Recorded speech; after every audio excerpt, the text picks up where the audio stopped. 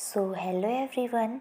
हम oral contraceptives के बारे में देख रहे थे, जिसमें हमने उसका इंट्रोडक्शन, डेफिनेशन एंड टाइप्स देखे थे।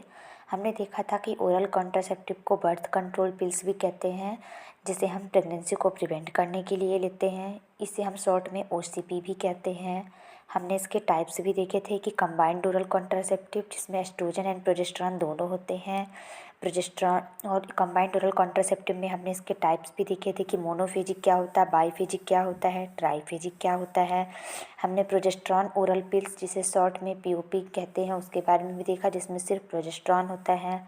हमने इमरजेंसी हार्मोनल कॉन्ट्रासेप्शन देते हैं जिस पिल्स के बारे में देखा, जिसे हम अनप्रोटेक्टेड इंटरकोर्स के बाद फीमेल्स लेती हैं प्रेगनेंसी को प्रिवेंट करने के लिए।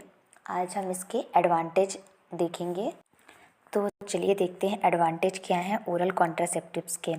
तो सबसे पहला एडवांटेज है prevent pregnancy. When use correctly oral contraceptives are highly effective at preventing pregnancy. अगर ओरल कंट्रासेप्टिव को जैसे गायनेकोलॉजिस्ट प्रिस्क्राइब करता है उसके अकॉर्डिंग हम करेक्टली यूज करेंगे तो ये बहुत हाईली इफेक्टिव होता है प्रेगनेंसी को प्रिवेंट करने में। नेक्स्ट है reduce health risk. Oral contraceptive can reduce the risk of ovarian and endometrial cancer. Oral contraceptive किसका रिस्क रिड्यूस करता है? ओवेरियन और एंडोमेट्रियल कैंसर का। ओरल कॉन्ट्रासेप्टिव अगर फीमेल्स लेती हैं तो वो ओव्यूलेशन को सप्रेस करता है, जिससे क्या होता है, जो ओवरी से जो ओवरी जो होती है उसमें जो प्रोसेस के टाइम्स के मीन्स ओरल कॉन्ट्रासेप्टिव करता क्या है कि ओरल कॉन्ट्रासेप्टिव ओवुलेशन की प्रोसेस को सप्रेस कर देता है, जिससे क्या होता है, जो ओवरी है वो इस जो प्रोसेस होती है उसमें कम टाइम्स में पार्ट लेती है, जिससे ओवेरियन कैंसर के चांसेस भी कम होते हैं। अगर ओवुलेशन सप्रेस हो जाएगा तो ओवरी पार्ट ही नहीं लेगी उस प्रोसेस में, जिससे ovarian cancer and endometrial cancer के चांसेस कम होते, तो ये हेल्थ रिस्क को भी रिड्यूस करता है। नेक्स्ट है convenience. Oral contraceptive are easy to take and don't interrupt sexual activity.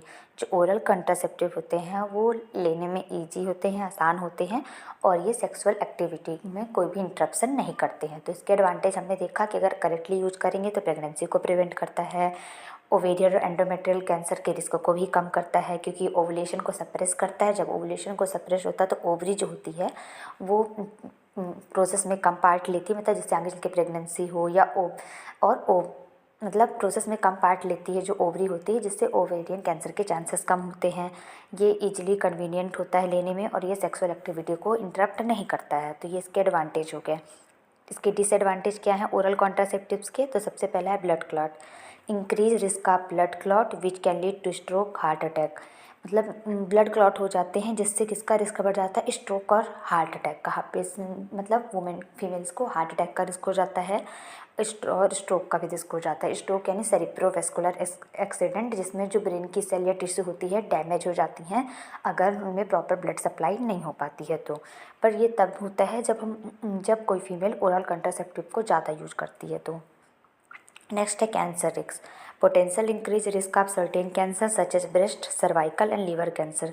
जहाँ एक तरफ oral cancer ovarian and endometrial cancer के रिस्क को कम करता है, वहीं दूसरी तरफ ये breast, cervical and liver cancer के रिस्क को इंक्रीज भी करता है।